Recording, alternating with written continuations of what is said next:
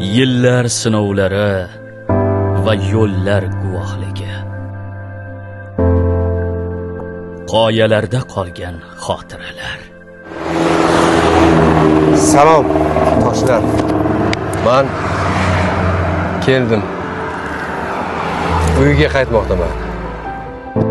Rishi Kapoor san'atga olib kirgan rejissyor. Meni san'atga olib kirishda o'sha Rishi Kapoor sababchi bo'lgan.